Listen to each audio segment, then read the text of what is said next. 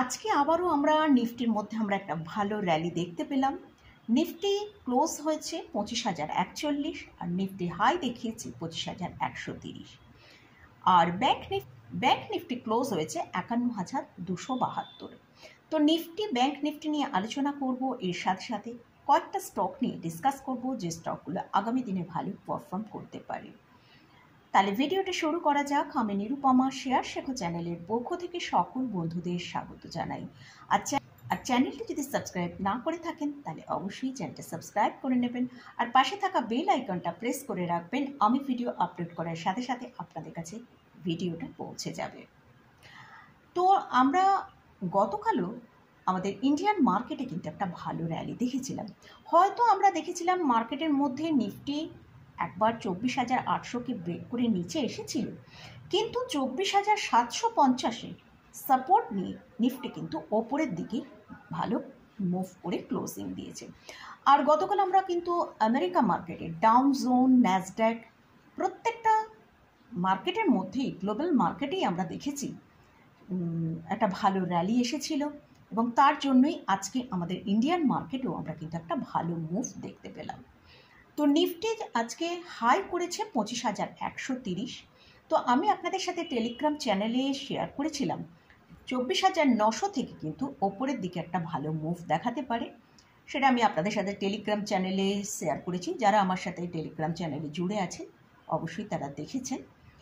তো আমরা সেটা দেখলাম যে নিফটি 25,130 পর্যন্ত সেখানে হাই করেছে। তো এখন নিফটির জন্য আমাদের যে স্ট্রং সাপোর্টটা রয়েছে সেটা নিয়ে আলোচনা করব। তো নিফটি আজকে ক্লোজিং দিয়েছে 25,041-এ। এই ক্লোজিংটা যদি নিফটি 25,050-এর উপর দিত সেটা কিন্তু আরও খুব স্ট্রং একটা ক্লোজিং আমরা পেতাম। যাই হোক, 25,000-এর ওপরে ক্লোজিং দিয়েছে, এটাও কিন্তু খুব ভালোই একটা ক্লোজিং আমরা দেখতে পাচ্ছি।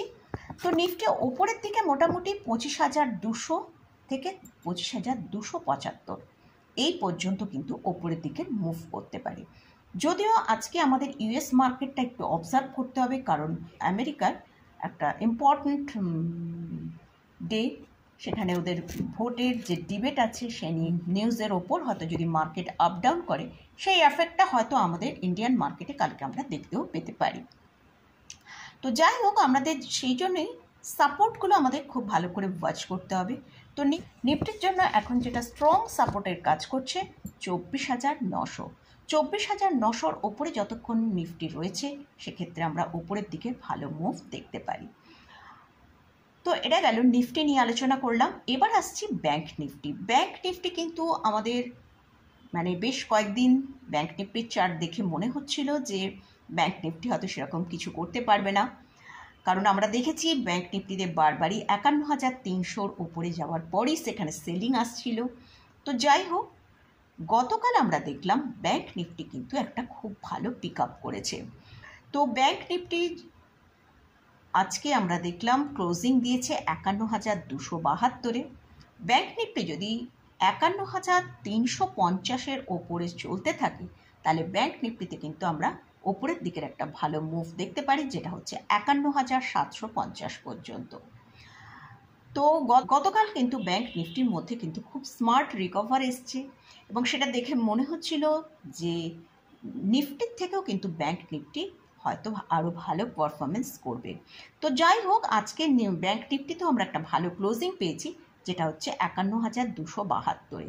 তো আগামীকাল আমাদের দেখতে হবে যদি ব্যাংক নিফটি ওপরের দিকে 51,350-এর ওপর সাস্টেন করে চলতে থাকে তাহলে কিন্তু ব্যাংক নিফটিতে একটা ভালো মুভ আমরা দেখতে পেতে পারি। 51,750 থেকে 51,800 পর্যন্ত আমরা ব্যাংক নিফটিতে মুভ দেখতে পারি। তো এটা গেল নিফটি এবং ব্যাংক নিফটি নিয়ে আলোচনা করলাম। তো আজকে আইটি, ফার্মা, পাওয়ার এইসব সেক্টরগুলো কিন্তু খুব মজবুত পার্টিসিপেট করেছে।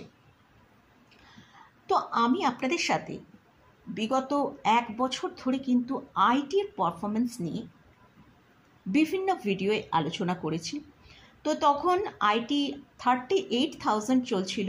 তো সেখান থেকে আমি আপনাদের বলেছিলাম যে লাস্ট 1 বছরে আমরা কিন্তু আইটির ভেতরে একটা ভালো পারফরমেন্স দেখতে পাবো।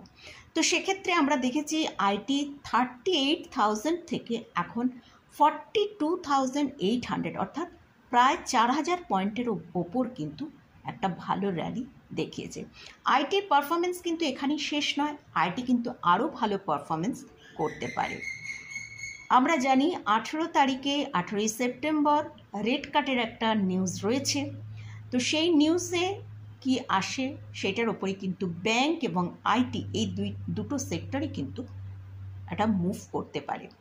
যদি মানে যা এক্সপেক্ট করছি সেই অনুযায়ী যদি রেট কাট আসে, সেক্ষেত্রে কিন্তু আইটি এবং ব্যাংক দুটোই ভালো মুভ করতে পারে। তো এখনও আমার মনে হয় আইটিতে আরও কিছুটা জায়গা বাকি আছে ভালো পারফরমেন্সের, ভালো র্যালির জন্য।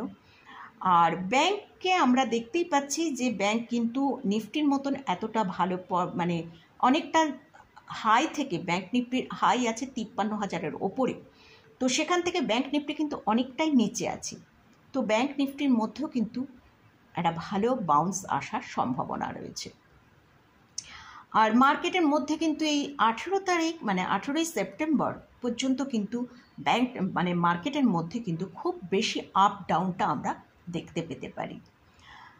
তো যাই হোক, এবারে আমি কয়েকটা স্টক নিয়ে আলোচনা করব। আমি ইনফোসিস নিয়ে, যখন ইনফোসিস 1300 টাকার কাছে দাম চলছিল, আমি তখন থেকে আপনাদের সাথে শেয়ার করেছিলাম যে এই জায়গায় ইনফোসিস কিন্তু বাই করে রাখার, বাই করে যদি আমরা 1 থেকে 2 বছরের জন্য হোল্ড করতে পারি, ইনফোসিসে কিন্তু আমরা একটা ভালো অ্যামাউন্ট দেখতে পেতে পারি। তো সেরকম কিন্তু আমরা ইনফোসিস যদি দেখি, এখন ইনফোসিস 1900 টাকার ওপরে দাম চলছে।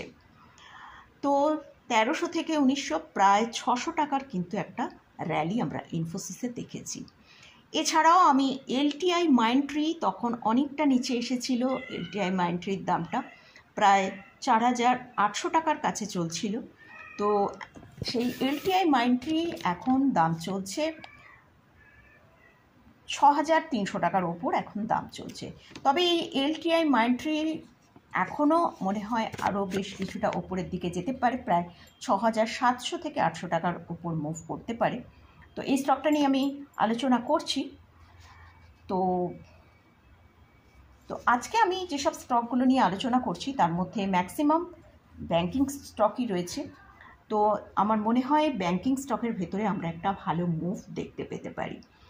তো আইসিআইসি ব্যাংকের আমার যেটা মনে হয় সাপোর্ট যে জায়গাটা রয়েছে সেটা হচ্ছে 1160। আমরা কিন্তু আইসিআইসি ব্যাংক বেশ কিছুটা নিচে আসার পরেও আমরা দেখতে পাচ্ছি সেখানে কিন্তু বাই চলে আসছে।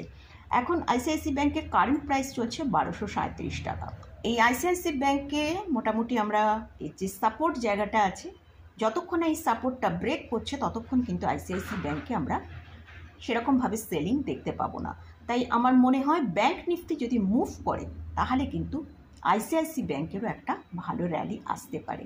নেক্সট হচ্ছে এইচডিএফসি ব্যাংক। এইচডিএফসি ব্যাংকেরও যখন এইচডিএফসি ব্যাংকের কথা একটু বলি, এইচডিএফসি ব্যাংক যখন 1380 থেকে 1400 টাকার কাছে যখন চলছিল, তখন আমি বলেছিলাম যে এইচডিএফসি ব্যাংক অবশ্যই বাই করার এখন কিন্তু খুব ভালো সুযোগ।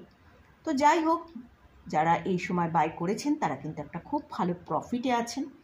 এছাড়াও এইচডিএফসি ব্যাংক কিন্তু আরও ভালো পারফরমেন্স দেখাতে পারে আগামী 1 থেকে 1.5 বছরের মধ্যে। আমার মোটামুটি আমরা অলরেডি এইচডিএফসি ব্যাংকে প্রায় 1750 টাকার ওপরে পর্যন্ত দেখেছিলাম। আমরা সেখান থেকে খানিকটা সেলিং এসে এখন 1600 টাকার কাছাকাছি ট্রেড করছে। তো এই এইচডিএফসি ব্যাংকেও কিন্তু একটা ভালো মুভ আসার চান্স আছে যদি ব্যাংক নিফটির মধ্যে ভালো মুভ আসে। তো এইচডিএফসি ব্যাংকের যে সাপোর্টটা আছে সেটা হচ্ছে 1610 টাকার সাপোর্ট আছে, আর এখন কারেন্ট প্রাইস চলছে 1650 টাকা। আর পিএসইউ ব্যাংকের মধ্যে একটা স্টকই আমার এখন ভালো লাগছে, সেটা হচ্ছে স্টেট ব্যাংক অফ ইন্ডিয়া। এই স্টকটা নিয়ে গতকাল আমি টেলিগ্রাম চ্যানেলে আপনাদের সাথে শেয়ার করেছিলাম। এই স্টকটার যে সাপোর্টটা আমাদের মেনটেন করতে হবে সেটা হচ্ছে 765 টাকা। এই 765 টাকা ব্রেক করলে হয়তো এসবিআইতে আমরা একটা সেলিং দেখতে পাবো। এই স্টেট ব্যাংক নিয়ে আমি আপনাদের সাথে অন্য ভিডিওতেও আলোচনা করেছিলাম, রিসেন্টলি আলোচনা করেছি। তো যাই হোক, স্টেট ব্যাংকের যে স্ট্রং সাপোর্টটা আছে 765 টাকা, এটাকে ব্রেক করলে স্টেট ব্যাংক কিন্তু নিচের দিকে বেশ কিছুটা আসতে পারে, প্রায় 740 টাকার কাছে। আজকে স্টেট ব্যাংকের এখন যেটা ক্লোজিং প্রাইস হচ্ছে 782 টাকার কাছে।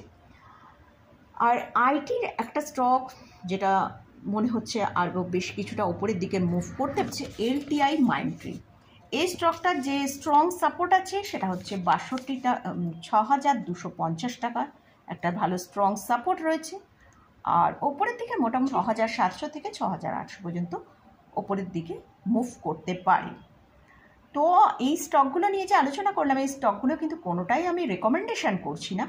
এই স্টকগুলো জাস্ট আপনাদের সাথে ভিউটা আমি আপনাদের সাথে শেয়ার করলাম, জাস্ট এডুকেশনাল পারপাসেই আমি এই ভিডিওগুলো করি। তো আমার নলেজটাই আমি আপনাদের সাথে শেয়ার করলাম। এইগুলোই যদি আপনারা কোথাও কোনো পজিশন নিতে চান, তার আগে ভালো করে চার্ট অ্যানালিসিস করে নিয়ে তারপরেই আপনারা সেখানে পজিশন নেবেন। তো মোটামুটি ইন্ডেক্স নিয়ে আলোচনা করলাম, ইন্ডেক্সের লেভেল এবং বিভিন্ন স্টক নিয়ে ডিসকাস করলাম। তো মোটামুটি আজকের মতন ভিডিওটা এখানেই শেষ করছি। ভিডিওটা যদি ভালো লাগে অবশ্যই লাইক করবেন, শেয়ার করবেন, সাবস্ক্রাইব করবেন। ধন্যবাদ।